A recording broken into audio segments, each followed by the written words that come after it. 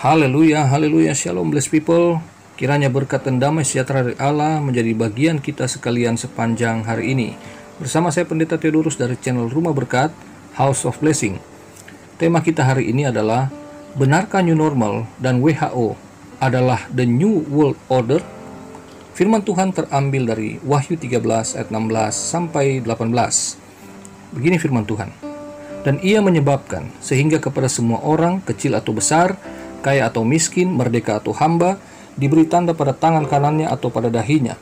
Dan tidak seorang pun yang dapat membeli atau menjual selain daripada mereka yang memakai tanda itu, yaitu nama binatang itu atau bilangan namanya. Yang penting di sini ialah hikmat. Barang siapa yang bijaksana, baiklah ia menghitung bilangan binatang itu, karena bilangan itu adalah bilangan seorang manusia, dan bilangannya ialah 666. Saudara yang terkasih, 2 hari yang lalu, seorang rekan hamba Tuhan mengirimkan saya link sebuah channel YouTube. Di vlog itu, ada seseorang yang sangat dikenal di kalangan orang Kristen. Saya juga termasuk pengagumnya sampai hari ini, makanya rasanya tidak etis untuk menyebutkan namanya.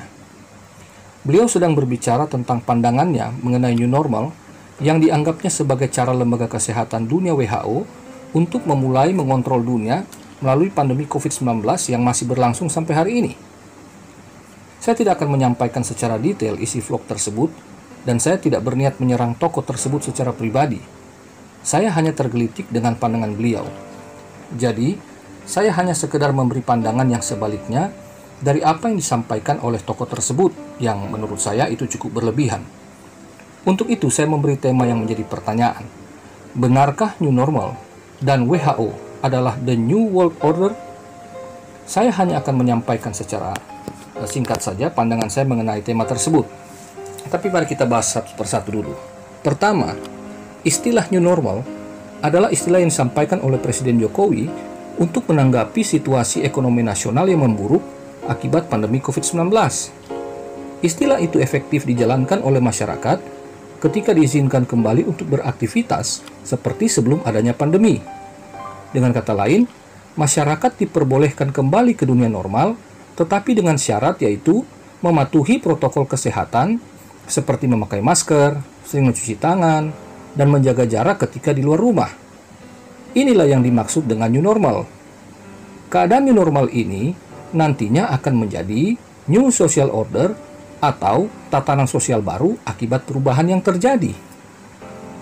Yang kedua, WHO atau World Health Organization adalah organisasi internasional di bawah Perserikatan Bangsa-Bangsa atau PBB yang mempunyai tanggung jawab untuk menyampaikan arah dan kebijakan dalam penanganan kesehatan masyarakat dunia. Saudara, selama 11 tahun terakhir, WHO telah menyelia respon global, termasuk wabah Ebola di Afrika Barat tahun 2014, wabah Zika tahun 2016, dan kini pandemi COVID-19 di tahun 2020. Di samping itu, masih banyak lagi tugas yang harus WHO urus soal kesehatan global. Ada banyak penyakit yang mereka urusin gitu. Tetapi WHO ini hanyalah lembaga penasihat, ya. Mereka bisa membuat rekomendasi bagi negara-negara anggota mengenai apa yang harus dilakukan untuk meningkatkan kesehatan warga dan mencegah penyebaran wabah penyakit. Mereka tidak punya kekuatan untuk memaksa rekomendasi itu.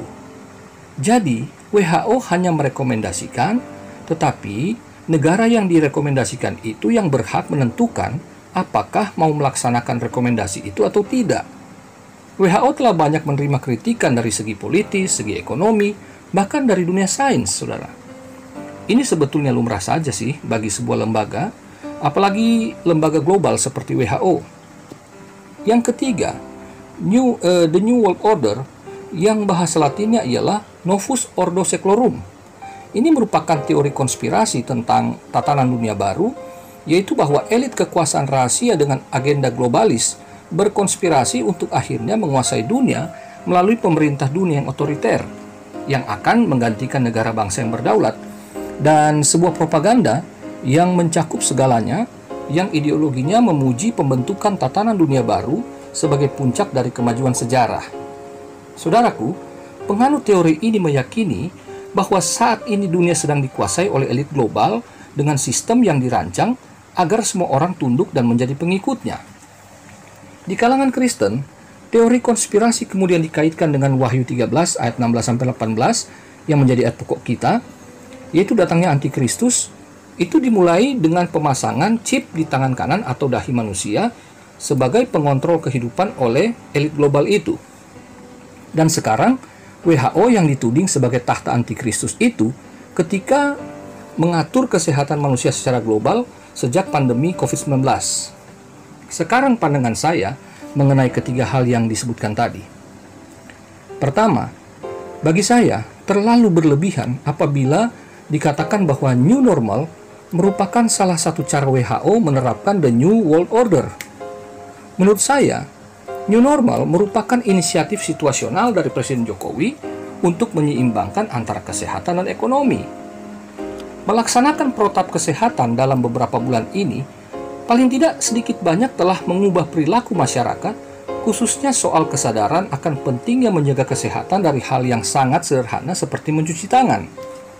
Kebiasaan melaksanakan protap kesehatan ketika sudah diizinkan melakukan aktivitas, perlahan telah menjadi tatanan sosial baru di masyarakat. Contohnya saya ini sebelumnya jarang mencuci tangan dengan sabun. Sekarang sering mencuci tangan, dan bahkan saya membawa hand sanitizer di kantong atau di jaket motor saya, dan saya selalu menggunakan masker ketika keluar rumah. Saya melakukannya dengan kesadaran bahwa ini bukan tentang diri sendiri, tetapi ini juga mengenai orang lain. Bukankah ini sejalan dengan firman Tuhan tentang mengasihi sesama seperti diri sendiri? Pandangan yang kedua, WHO selama ini telah menjadi lembaga yang telah banyak menolong negara-negara di dunia, khususnya negara-negara di dunia ketiga yang sangat rentan dengan berbagai penyakit. Jangan lupa, WHO hanya bisa memberikan rekomendasi tanpa punya kuasa atas suatu negara untuk melakukan rekomendasinya atau tidak. Lagi pula, apa hubungannya WHO sebagai lembaga kesehatan dengan tatanan dunia baru, lalu dianggap sebagai tahta Lucifer dan antikristus? Saudaraku, WHO itu bergantung dari negara-negara donatur.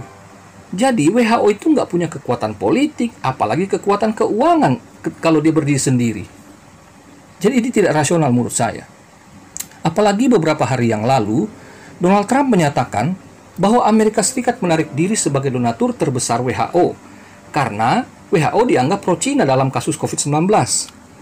Bukankah ini lebih terlihat sebagai konspirasi politik dibanding kaitannya secara rohani? Minggu lalu, seorang ahli pandemi asal Indonesia yang sedang berada di Australia mengatakan bahwa mustahil COVID-19 diciptakan oleh Cina seperti yang dituduhkan oleh Amerika Serikat, karena Cina sendiri belum memiliki antivirusnya. Kalaupun ada antivirusnya, cukup sulit untuk memakainya dalam waktu dekat, karena COVID-19 ini dikatakan cepat bermutasi.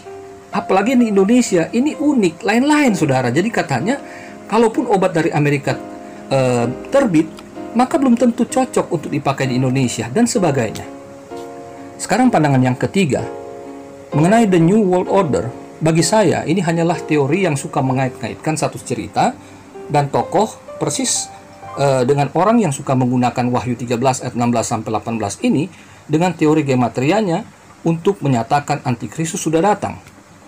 Mengenai ini, saya telah membahasnya di 2 vlog sebelumnya, yaitu judulnya adalah Corona sama dengan 666 dan tanda di tangan dan dahi sama dengan 666. Saudaraku, jika chip yang menjadi alat antikristus untuk menguasai manusia sebagai tatanan dunia baru, maka pemakai chip tersebut berarti telah ditandai dengan tanda 666. Ini pun tidak masuk akal bagi saya. Mengapa? Perhatikan saudara. Dulu, ketika komputer mulai dipakai, para penganut teori konspirasi menuding bahwa komputer itu adalah tanda antikristus telah datang. Sekarang, bukankah semua orang telah memakai komputer sebagai kebutuhan primer dalam berbagai sendi kehidupan, termasuk gereja yang memakainya? Kemudian muncul barcode untuk memudahkan transaksi juga dituding sama.